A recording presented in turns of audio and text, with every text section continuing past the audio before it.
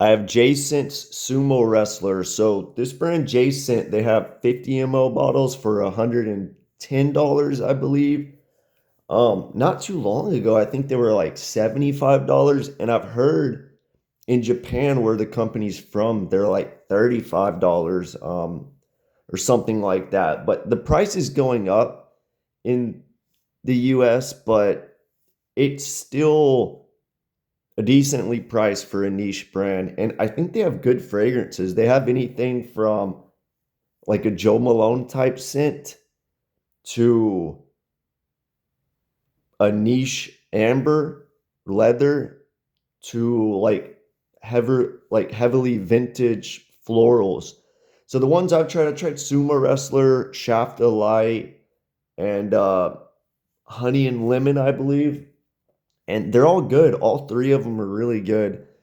This one is one I feel like if you're into niche ambers, I would give this a try. You have to like powdery fragrances and you have to like uh ambers kind of. So it reminds me of Musk Ravager the most for sure. I think on for Granica it gets to pair compared to Lalabo's Labdanum 18. I don't know the number for sure. And yeah, that one smells like Musk Ravager, but going off memory, I don't have anything else on skin right now. It smells like Musk Ravager.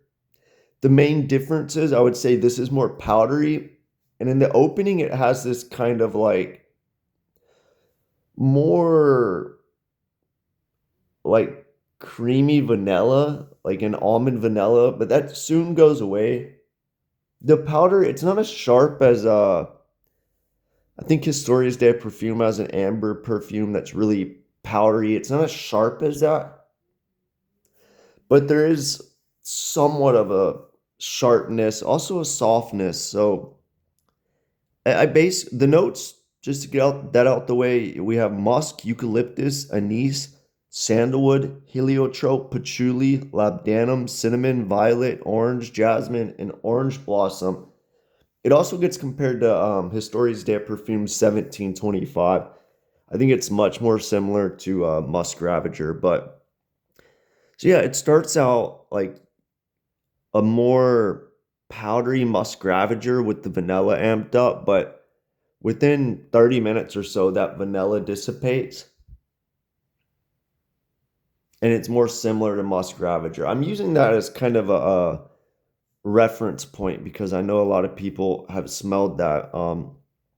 So there's more, to me, there's more musk in this and there's more powder. Musk Ravager, though, has a little bit more maybe gourmand going on, like cinnamon. It also has like this like fireworks smell, like a slight smokiness or a slight rubberness, like rubber tires.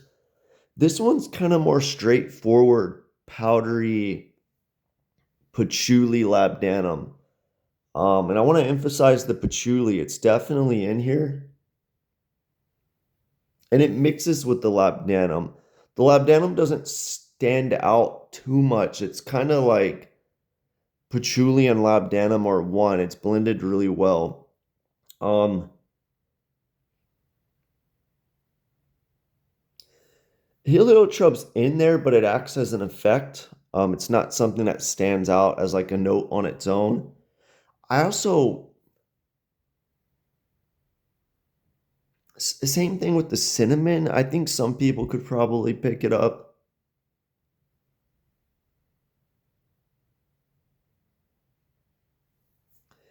Jasmine also an effect. I'm not getting much violet too. I'm not getting orange or orange blossom.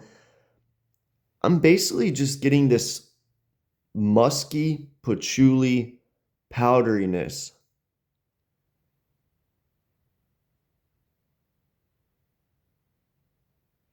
Yeah, it's a musk patchouli powder with the labdanum mixed in with that patchouli. That's kind of it. Everything else acts as an effect.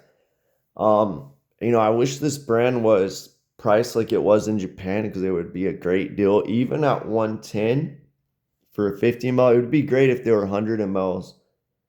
Even at 110 for a 50 ml, I mean, Musk Ravager goes for double that. I think Ravager and Lullabo's Ladanum, they're a little more complex maybe. They have a little bit more going on, which can keep it interesting. But this fragrance,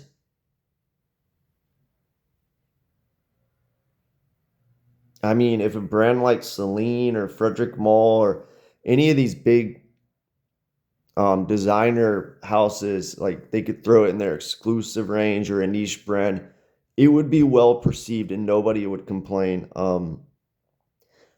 I would buy it if I didn't own, Musk Ravager. I think I would definitely get this. I think it's a little too similar. The powder kind of stands out to make it different than a lot of other fragrances.